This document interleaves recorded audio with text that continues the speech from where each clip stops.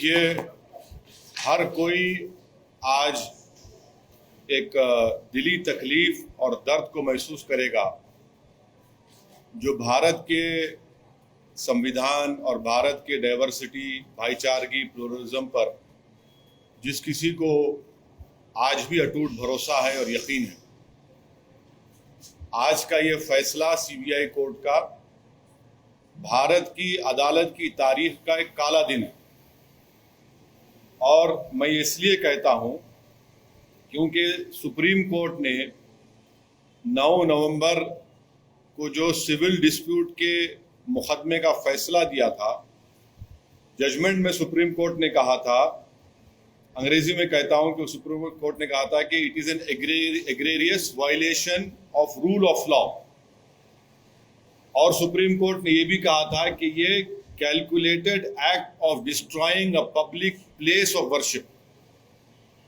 अब मैं ये समझने से कासिर हूं कि अगर सुप्रीम कोर्ट ये कहता है कि egregious violation of rule of law, तो क्या कोई जादू से मस्जिद को शहीद कर दिया गया था 6 दिसंबर को? क्या कोई जादू से वहां पर 28 और 29 दिसंबर की रात 49 में मूर्तियां रखी गई थी? क्या कोई जादू से उसके ताले खोले गए थे जब राजीव गांधी प्राइम मिनिस्टर थे? इसीलिए मैं ये कहता हूं कि सुप्रीम कोर्ट ने जो बात कही उसके बरखिलाफ आज ये जजमेंट आया है। और ये मैं कहने पर मजबूर हूं कि violence page for you politically. अगर आप वायलेंस करेंगे तो आपको मिल जाएगा, क्योंकि आप अंदाजा लगाइए कि अडवाणी की रथ यात्रा जहां कहीं भी भारत में गई, वहां पर खूनरेजी हुई, मासूम लोगों का कत्ल हुआ, जायदादें जलाई गई, खानदान उजड़ गए, बर्बाद हुए। और आज ये फैसला आता है सीबीआई कोर्ट का जिसमें कहते हैं कि वो स्पॉन्टेनियस नहीं था। तो हम ये जानना चाहते हैं कि भाई साहब, ये कितने दिन, कितने महीने लगेंगे प्रिपरेशन के लिए ताकि वो स्पॉन्टेनियस ना हो? आप बताइए ना, कितने दिन, कितने महीने लगेंगे स्पॉन्टेनियस ना हो? क्या ये बात सच नहीं है कि उमा भारती ने कहा था कि एक धक्का और दो, बाबरी मस्जिद तोड़ दो? क्या दुनिया ने नहीं देखा कि जब बाबरी मस्जिद शहीद हो रही थी तो मिठाइयां बांटे जा रहे थे? अडवाणी, मुरली मनोहर जोशी, उमा भारती, ये सब लोग तो मिठाई खा रहे थे, खुशियां मना रहे थे। कैसा ये फैसले पे आ जाती है आप? आखिर पैगाम क्या देना चाह रहे आप? पैगाम क्या देना चाह रहे? पैगाम यही मिल रहा है कि वायलेंस पेज, मास वायलेंस पेज।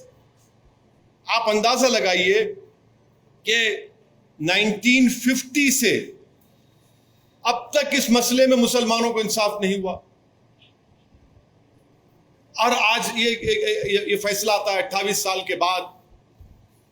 हम आज भी कह रहे हैं, अगर ये मस्जिद नहीं शहीद होती तो क्या 9 नवंबर का सुप्रीम कोर्ट का फैसला आता था?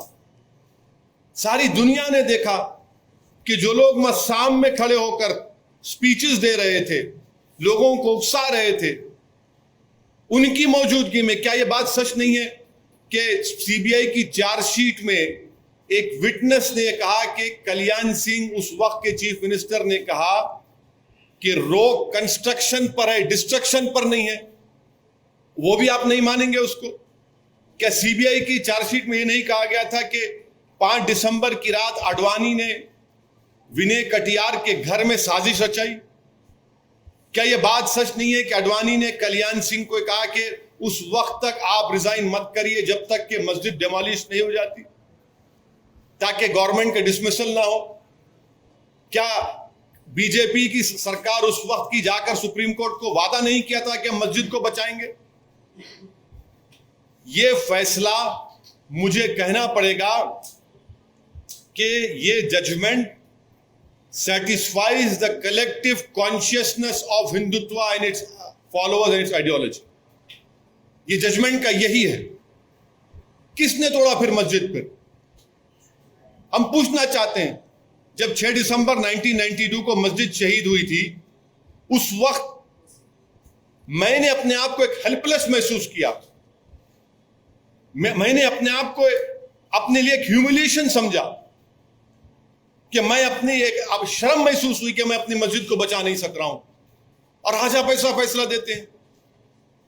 तो फिर आखिर इतना सब जो इन्वेस्टिगेशन हुआ, कैसा क्या हुआ? एक और बात आपको समझने की जरूरत है कि आडवाणी को हाईएस्ट सिविलियन अवार्ड दिया गया बीजेपी गवर्नमेंट तरफ से, एक्यूज हैं।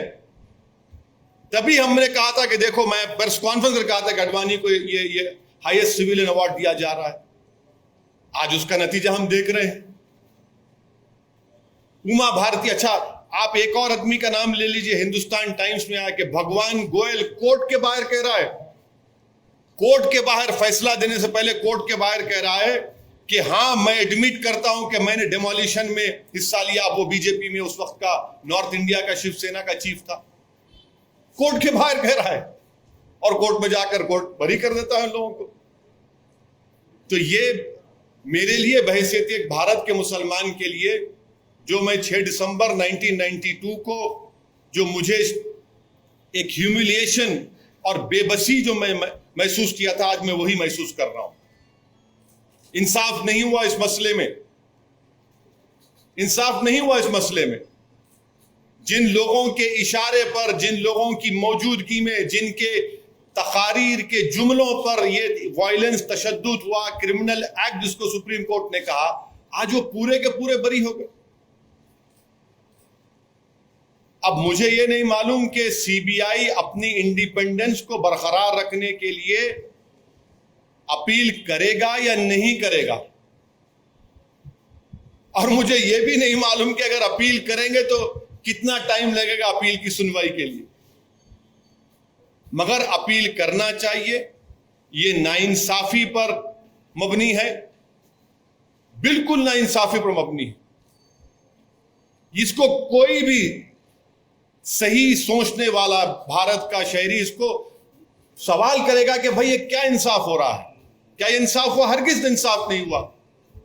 सारी दुनिया जानती है, सब जानते हैं कि बीजेपी, आरएसएस, विश्व हिंदू परिषद, शिवसेना, इन तमाम की मौजूदगी में और साथ ही साथ कांग्रेस पार्टी, इसकी जड़ कांग्रेस पार्टी है। इनकी हुकूमत में मूर्तियां रखी गई, इन्हीं की हुकूमत में राजीव गांधी ने ताले खुलवाए, शिलान्यास किया। इन्हीं की हुकूमत थी कांग्रेस की जब मस्जिद शहीद हुई, और आज ये फैसला आता है। इसीलिए मैं मानता हूं कि ये हमारी भारत की अदालत की तारीख का एक काला दिन है। सर, ये भी आप हमेशा कानून को मानते हैं, हमेशा कोर्ट जो है, कोर्ट से प्रोटेक्ट होते हैं, उसकी बहुत इज्जत करते हैं, लेकिन जैसे नतीजा ऐसा अगेंस्ट में आता है तो आप कोर्ट को भी ये कर लेते हैं, क्यों सर? नहीं, कोर्ट, देखिए, सुप्रीम कोर्ट का फैसला आखिरी होता है। ये तो फैसला आखिरी नहीं ना, और कोर्ट के फैसले को नहीं के खिलाफ या उससे डिसएग्री करना कोई कंटेम्प्ट नहीं है। मैं तो आपको तमाम दलाइल दे रहा हूं, ये तमाम दलाइल दे रहा हूं। भी सब देखे होंगे ना सर? क्या? वही तो हम कह रहे हैं ना, ये देख के कैसा फैसला दिया आप, वही तो हम पूछ रहे हैं। वही तो हम कह रहे हैं कि आप ही की चार्जशीट में आप ये लिख रहे हैं कि कल्याण सिंह ने कहा कि रोक कंस्ट्रक्शन पर है, डिस्ट्रक्शन पर नहीं है। उमा भारती ने कहा कि एक धक्का और दो। आडवाणी को, मुरली मनोहर जोशी को, उमा भारती को, बाल ठाकरे को, राजीव गांधी को शोहरत कैसे मिली पॉलिटिक्स में भारत में? इसी वजह से मिली ना।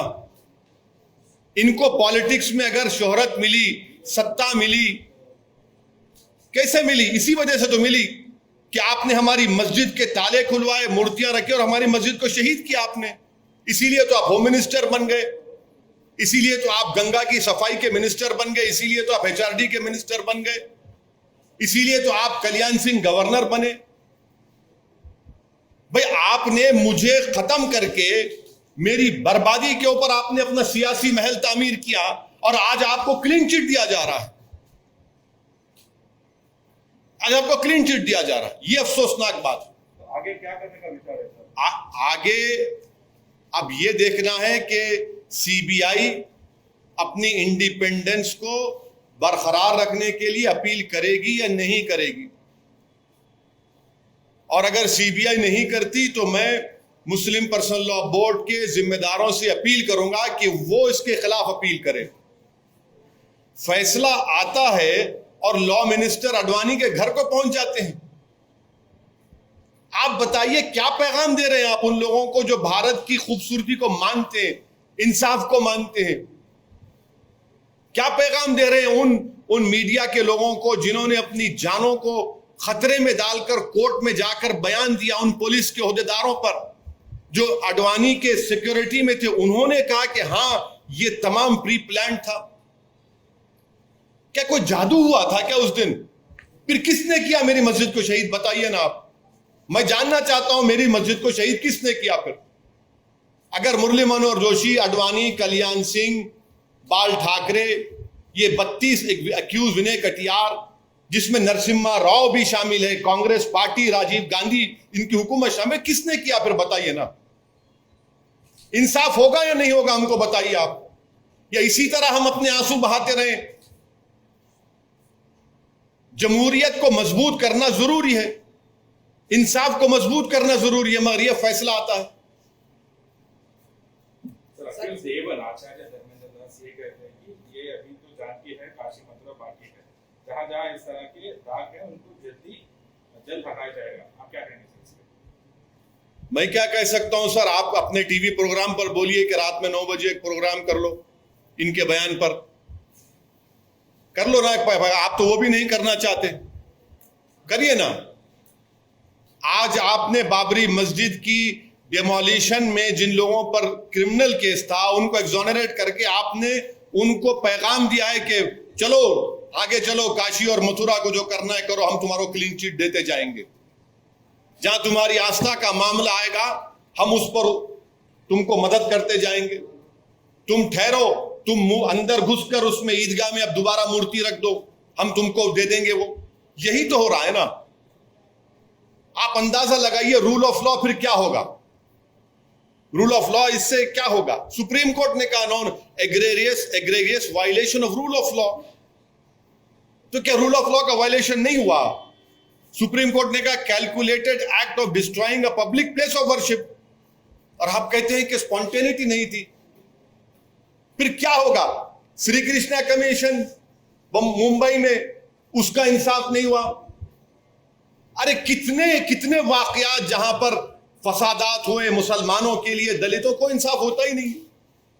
और आजकल आज शाम से आप सुनेंगे कि ये जो बड़े बड़े ज्ञानी लोग हैं, लुक अहेड, भूल जाइए, आगे बढ़िए। अरे आगे कैसे बढ़ेंगे हम? आगे कैसे बढ़ेंगे? सारी दुनिया की आंखों के सामने 6 दिसंबर को मस्जिद को शहीद किया गया, डेमोलिशन किया गया। मैं भूल जाऊं? क्या क्या भूलूं? बताओ मेरे से आप।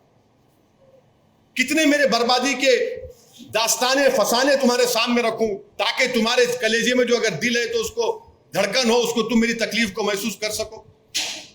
क्या पैगाम दे रहे हैं आप इस फैसले से? हम उम्मीद करते हैं कि सीबीआई अपनी इंडिपेंडेंस के लिए अपील करेगा। मुझे नहीं मालूम करेगा नहीं करेगा, तो मैं तो गुजारिश करूंगा all India Muslim personal law board के जिम्मेदारों से कि वो अपील करें इस जजमेंट के खिलाफ। This today's judgement, in my opinion, is a sad day in the history of Indian judiciary. It is a very sad day that mass violence pays. The whole world knows, people of India know that it was the Rath Yatra of Mr. Advani. Wherever it went, it created havoc. It created loss of life of innocent people. It destroyed homes. The whole world knows that it was the BJP government of Kalyan Singh which went to Supreme Court and gave a solemn affirmation that will protect the Babri Masjid. The whole world has seen the visuals that on the day of 6 December, Mr. Advani, along with Uma Bharati, along with Murli Manohar Joshi, and all the other 32 accused were sitting on the dais. They were rejoicing in the demolition of the masjid. Sweets were being distributed. And now the court said there was no spontaneity. There was no conspiracy. Then please enlighten me. How many days and months of preparation is required to disqualify an action from being spontaneous? What is this? What is the message that is coming out? How is it that there is no conspiracy in it, there is no spontaneity to it? You assemble all the people. Who assembled them? Who called them to that place? Was it an act of God that some magic was done, that idols were placed in a masjid on 28, 29 December in 1949? Was it a magic show that locks were opened? Was it some sort of magic that on 6 December the masjid was demolished? Who called for the people, assembling of the people over there? Who made sure that they entered over there? Isn't it true that the CBI charge sheet says that Kalyan Singh said in Hindi that rock construction par hai, destruction par nahi hai? Didn't the CBI charge sheet say that on 5th of December Advani conspired and made a conspiracy in the house of Vinay Katiyar? Isn't there proof that Advani told the then Chief Minister Kalyan Singh that don't resign until the masjid is demolished so that your government is not dismissed? Didn't Kalyan Singh as the Chief Minister went to Supreme Court and said we'll protect the structure? Isn't it true that on 9th of November last year the Supreme Court said that the demolition is a calculated act of destroying a public place of worship? Didn't the Supreme Court say that it's an egregious violation of rule of law? All these are facts. And how is it that all of them are exonerated?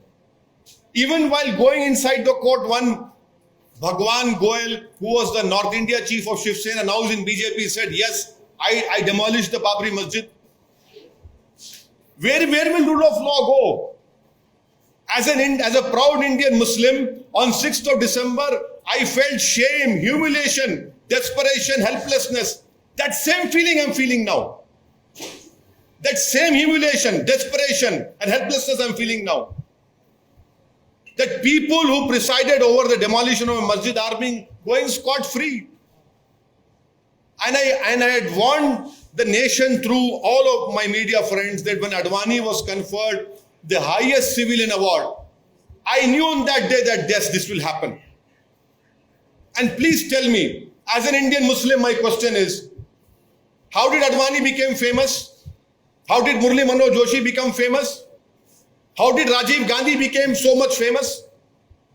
Because they presided over the demolition of this Babri Masjid. Advani became the Home Minister, Murli Manohar Joshi became the HRD Minister, Uma Bharati became a minister and was given the charge of cleaning the Ganga. Isn't this is the same Madam Uma Bharati said, ek dhakka aur do, Babri Masjid ko tod do. Since 1950, as an Indian Muslim, I have not got justice in this matter. And I must say on record, it is too much of a coincidence to be coincidence. This is, and I hope, I don't know whether the CBI would appeal against this judgment. But to protect its independence, it must appeal against this strange judgment, which has rewarded the people who took out this whole Rath Yatra, who were the ones who created this issue of Ram Mandir. But I would appeal to the All India Muslim Personal Law Board and their office holders that they must appeal against this obnoxious judgment that has been given.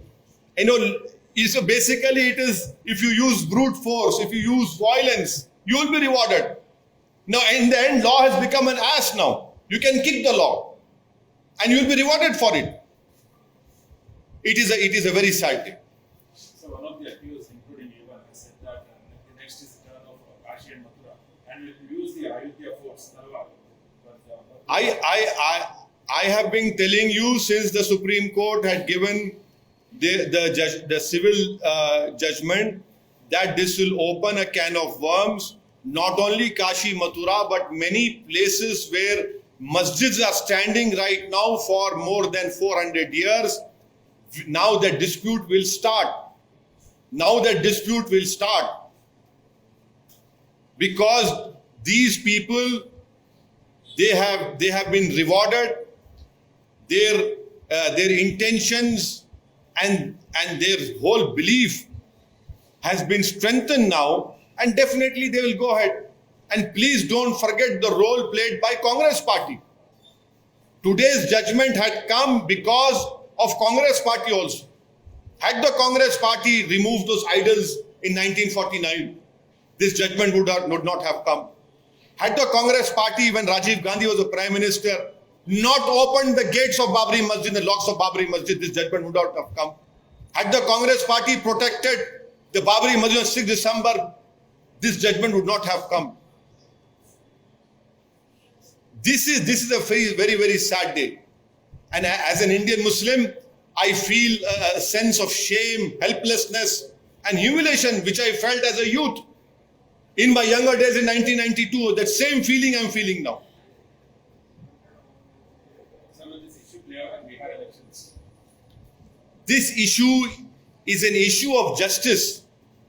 This issue is an issue of ensuring that people who were responsible for the demolition of Babri Masjid should have been convicted. But they have been politically rewarded in the past by becoming the Home Minister, by becoming HRD Minister. In fact, BJP is in power because of the issue. The whole world has seen how politically rewarding it was for BJP when they started the issue of Ram Mandir. And tomorrow many other issues will be opened. Sir, you said request here. Yeah, yes, I hope that the All India Muslim Personal Law Board would appeal against this judgment. I don't know about CBI. I cannot speak for CBI. But this judgment satisfies the collective conscience of the Hindutva ideology and its followers. So the court observed that evidence against the accused was not strong enough and the incident was not kidnapped. Yes, that is what I have. I knew that you would ask me this question. That is why I had given you, 5 instances of evidence, which unfortunately the court did not even apply its mind to. So it's a long judgment. I can throw more light on it after reading it. I'm told it's 800 or 1000 pages judgment. After reading it only I can play. But violence, if you indulge in violence against the minorities in the name of faith, you will be rewarded. Do you think CBI failed to collect evidence, sir? Well, we'll have to read the judgment, because I really feel embarrassed and ashamed that all those media people who bravely and boldly came to the court and told that we are the eyewitness, we have seen. Those police officers who were discharging the duty of protecting Mr. Advani and other BJP leaders, they gave their evidence that yes, this was a pre-planned demolition. I really feel sorry for them that the courts have not even accepted their statements.